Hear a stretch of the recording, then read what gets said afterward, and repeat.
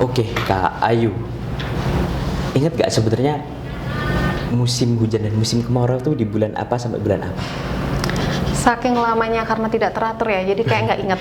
Tapi biasanya kalau deres-deresnya itu kan pasti Desember gitu, tahun baru kayak gitu. Desember, orang Jawa itu bilang Deres-deresnya Sumber. ya, atau gede-gede di Sumber. Iya betul. Cuman ya sampai sekarang juga saya bingung sebenarnya, apakah pelajaran SD soal musim ini di bulan ini sampai bulan ini saya sampai lupa juga Iya, karena saya memang, juga. nah ada yang bilang ya salah satu pemicunya juga karena semakin banyaknya di alam ini ya, semakin banyaknya tanah-tanah yang memang dia tidak bisa menguapkan air, pada akhirnya juga hujan sulit untuk turun secara teratur, dan itu pada akhirnya ya seperti yang kita lihat sekarang, mungkin harga cabai dan harga bawang tidak bisa dikontrol karena petani-petani itu panennya nggak teratur juga, mempengaruhi komoditas ya, Seng. Nah ini sebenarnya apa memang ada peran dari ketidakpedulian masyarakat dan pembuat kebijakan ya, karena itu kan satu hal yang beriringan, tidak bisa kita lepaskan. Mungkin. Iya, sebetulnya kalau kita bicara masalah ketidakpedulian masyarakat itu memang benar sekali gitu. Benar kata Kak Coki bahwa ada ketidakpedulian dari masyarakat maupun dari pemerintah itu sendiri. Dibuktikan dengan laporan BPS yang dikeluarkan tahun 2017 bahwa 40,54% rumah tangga itu tidak peduli dengan persoalan lingkungan secara multidimensi, dan 72% masyarakat itu sebetulnya tidak peduli tentang pengelolaan sampah seperti itu. Jadi memang masyarakat itu sayangnya tidak peduli masalah lingkungan hidup, tetapi ketika kita mulai bertanya-tanya kenapa sih kok orang itu nggak peduli gitu, sebetulnya apa penyebabnya? Tentu saja kalau kita berbicara masalah itu banyak sekali variabel yang berhubungan di dalamnya dan itu sangat kompleks gitu. Nah, ada namanya model, namanya defisit informasi. Jadi kalau kita lihat dari sudut pandang defisit informasi itu, ketika seseorang itu abai, tidak peduli atau bahkan tidak melakukan respon yang tepat, itu sebetulnya karena dia kurang informasi, kurang wawasan gitu, seperti itu. Nah, kita kan juga merasakan ya, sejalan dengan sudut pandang itu, pernah nggak sih lingkungan hidup itu menjadi wacana dominan di masyarakat? Pernah nggak seperti itu? Berapa banyak sih media massa ataupun media baru itu yang secara konsisten memberitakan persoalan lingkungan hidup gitu? Pasti hanya segelintir sekali gitu. Seperti itu. Jadi, nah ini kadang itu kami ya di NGO ini kadang melihatnya memang itu dua sisi mata uang yang nggak terpisahkan ya. Pertama dari salah satunya soal kendala dari defisit informasi yang ada di masyarakat. Yang kedua juga dari pembuat kebijakan yang sebenarnya juga bagian dari masyarakat. Nah, kira-kira apakah memang yang terjadi ini masyarakatnya abai dulu, baru pada akhirnya ketika mereka menjadi pembuat kebijakan yang dilaksanakan atau dirumuskan dari awal itu tidak tepat, atau memang sejak awal kebijakannya tidak tepat, masyarakatnya ikut? Iya.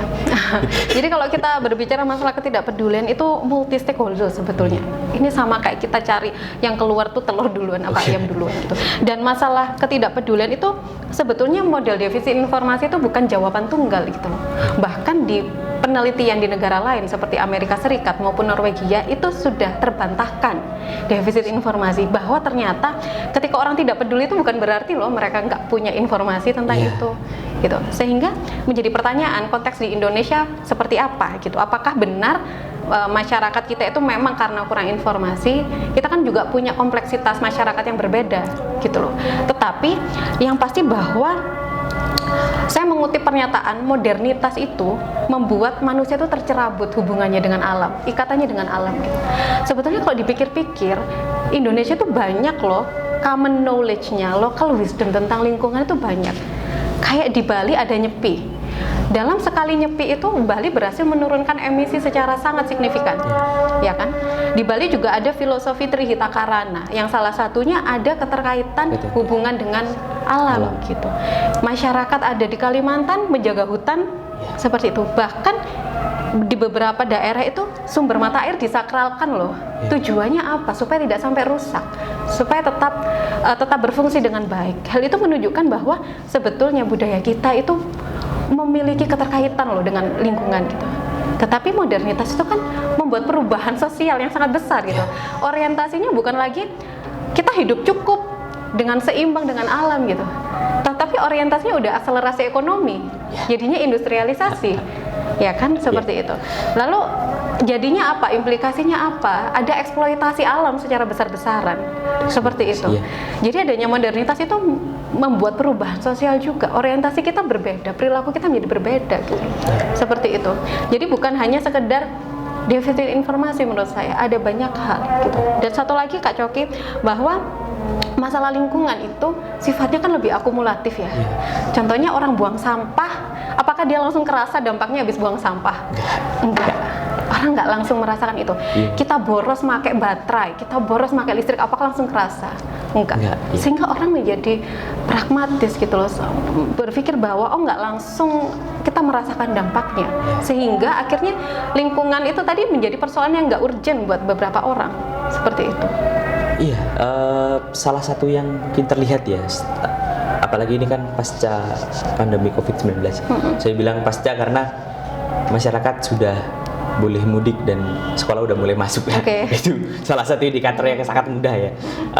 Nah, cuman pernah suatu ketika Menteri Luar Negeri Inggris tahun 2007 ya, itu 2007 itu zaman siapa ya? Cameron atau siapa Perdana Menteri ya, saya lupa.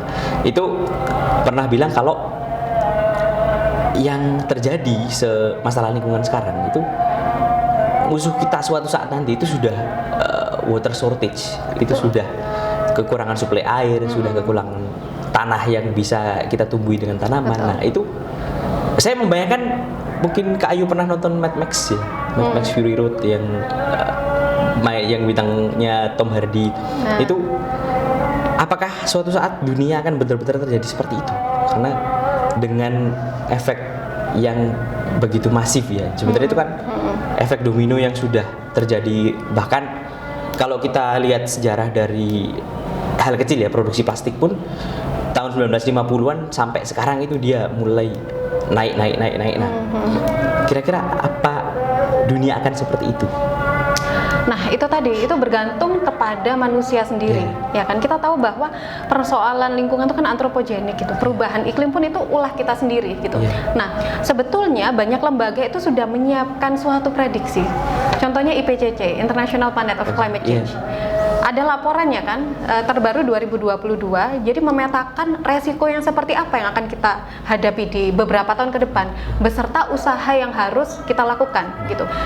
Terutama ini juga untuk masukan kepada pemerintah di seluruh dunia, bahwa ada langkah mitigasi, adaptasi, bahkan untuk membangun resiliensi atau ketahanan masyarakat.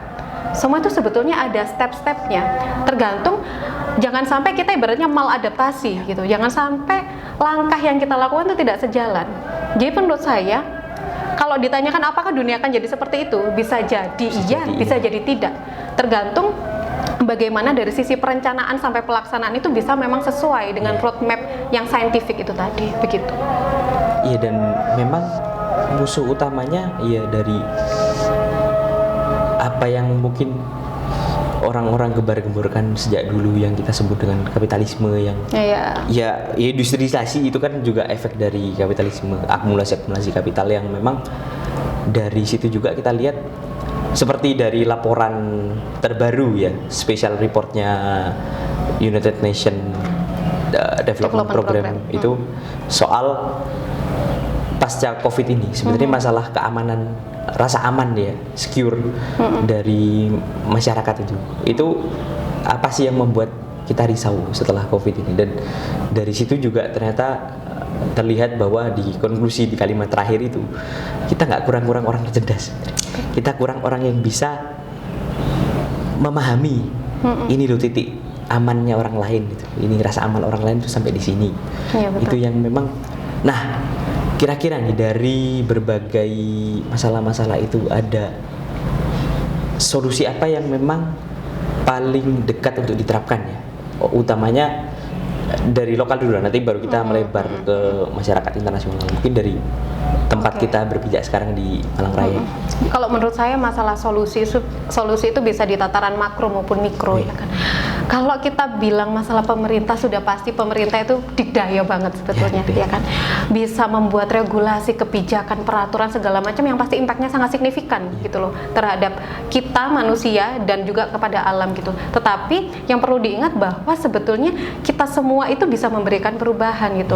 Bahwa perubahan sosial itu tidak hanya dengan merubah struktur, ibaratnya kita juga bisa bekerja sebagai seorang individu di dalam komunitas, di dalam masyarakat gitu. Apalagi sekarang zamannya media sosial, informasi bisa diakses, kita bisa raising awareness kepada banyak orang gitu. Itu memang persoalan yang rumit, masalah lingkungan hidup kan berkenaan dengan politik, ekonomi. Tidak semua orang tuh bisa mencerna persoalan tersebut memang kan. Nah itu tugas kita gitu. Sebagai ya memang apalagi anak muda itu terbukti lebih peduli ya kan. Maka itu adalah sekaligus challenge sebetulnya buat kita untuk raising awareness kepada banyak orang bahwa kadang-kadang itu sebetulnya orang peduli tetapi bingung harus gimana, harus seperti apa gitu kan. Apa sih upaya yang bisa kita lakukan gitu, umpama dari masalah kita mengurangi konsumsi plastik aja kita udah bisa melakukan sesuatu. Kita habiskan makanan aja berarti kita kan nggak melakukan food waste kan ibaratnya. Banyak langkah-langkah sebetulnya solusi itu ada di sekitar kita. Jadi ya kita memang sangat berharap bahwa pemerintah itu bisa mengaplikasikan regulasi kebijakan secara benar ya kan, tanpa melupakan sisi lingkungan itu sendiri gitu loh. Tetapi sebagai masyarakat kita juga bisa melakukan perubahan-perubahan untuk di sekitar kita. Seperti itu Mas. Iya, berarti memang dari solusi itu pasti ada dan itu dari hal-hal kecil di sekitar kita yang awal dan meluas pada akhirnya ke kebijakan yang diambil pemerintah. Nah, iya betul. Ini kadang yang jadi persoalan ketika awalnya sudah peduli ya, itu ternyata kepedulian yang besar dari anak muda itu, apalagi dari data terakhir tahun 2021 kemarin soal kesadaran milenial dan Gen Z soal kepedulian terhadap lingkungan hidup itu, ya ada benarnya juga apa yang diomongkan oleh putri dari presiden pertama kita, Ibu Megawati Soekarno Putri. Semoga beliau melihat ya. Bismillah komisaris. Jadi beliau bilang kalau ini yang terjadi ini kan kita butuh dorongan anak muda, dan itu salah satu politisi dari partai yang sama itu juga sempat ngomong kalau bonus demografi di mana gitu loh. Bonus demografi karena dengan begitu banyaknya, pertama dari kesenjangan pendidikannya masih ada, dan itu akan dibahas juga ya di segmen podcast lain. Tunggu ya. Nah, jadi dari situ kelihatan bahwa dengan kepedulian yang besar pun jumlahnya itu nggak signifikan dengan total jumlah Gen Z dan Gen Alpha nanti ya, karena Gen Alpha yang benar-benar nanti digital native. Nah, kira-kira apakah masih ada harapan untuk tahun 2045 itu kita benar-benar ada perubahan kebijakan yang masif lah, utamanya masalah nasional dua ya. Sekarang kita bicara persampahan utamanya di plastic pollution itu, dan yang kedua mungkin eksploitasi terhadap sumber daya mineral. Nah, dari dua hal ini kira-kira apakah masih ada harapan untuk mengarah ke sana tahun 2040? Kalau saya masih optimis gitu. Mungkin buat kita tuh susah gitu. Ya ini agak out of context ya.